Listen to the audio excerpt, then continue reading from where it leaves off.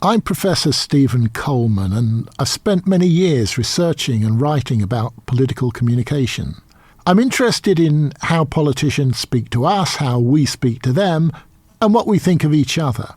In this short episode, we focus on the communication style of Nigel Farage, asking how his appeal actually works. 7.2 million, they're now 7.5 million. I'd like you to explain how they're coming down. Because they were coming down from where they were when they were higher. 7.2. And they're now on their way down. He can role-play Margaret Thatcher all he wants, but when it comes to Europe, his answer's the same. Yes, yes, yes! I'm not going to answer the question because the question is, will you shut up, man? The Sound of Politics with Professor Stephen Coleman. Election Special.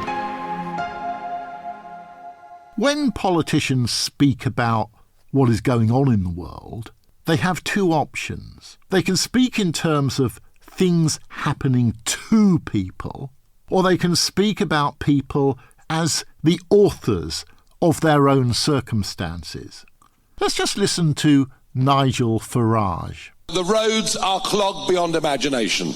Access to a GP is pretty much impossible at short notice. And housing has become, for most young people, simply an unobtainable dream. And rents are up by 20 to 30% across the country in the last 4 years. It's a simple demand-supply equation. And that's why I've said from the start, this really should be the immigration election. What he's doing here is speaking to people as victims of some sort of political fate. Roads are clogged beyond imagination. They're not clogged because we're clogging them, but as a result of causes that none of us could possibly even imagine. Access to GPs are pretty well impossible. Impossibility implies a desire that is beyond realisation. We're simply stuck. There's nothing we can do. It's just impossible. Having their own home is an unobtainable dream for young people. Again, impossible, unimaginable, unobtainable dream. The action of these young people, or patients waiting for GPs, or drivers stuck in traffic jams, cannot bear on their destiny. They lack agency.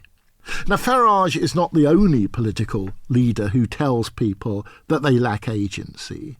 But if you listen to almost every one of his speeches, you will find him doing precisely that.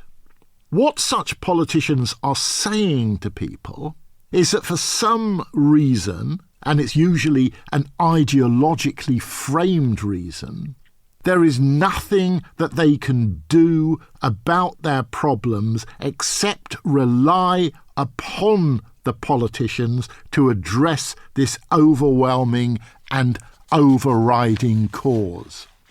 And it's quite comforting, in a certain way, for some voters to be told that they lack agency, that their problems are unrelated to anything they ever do, that there's nothing they can possibly do about those problems except accept a leader who has spotted the malignant cause of their woes. When you believe that you have no agency, there's not much you need to do beyond wishing that core cause away. And what is that central core problem for Farage? This really should be the immigration election. And that, I want to suggest, is how the political appeal of Nigel Farage works. 1. Remind people of their unbearable problems. 2. Tell them that none of these problems are their fault. In fact, there's nothing they can really do about them. 3. Target the alleged cause of these problems, who are then repeatedly blamed and blamed again.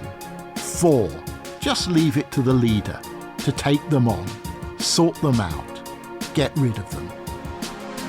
10.2 million, they're now 7.5 million. I'd like you to explain how they're coming down. Because they were coming down from where they were when they were higher. 7.2. And they're now on their way down. He can role-play Margaret Thatcher all he wants, but when it comes to Europe, his answer's the same. Yes, yes, yes! I'm not going to answer the question because the question is, will you shut up, man? The Sound of Politics with Professor Stephen Coleman. Election Special.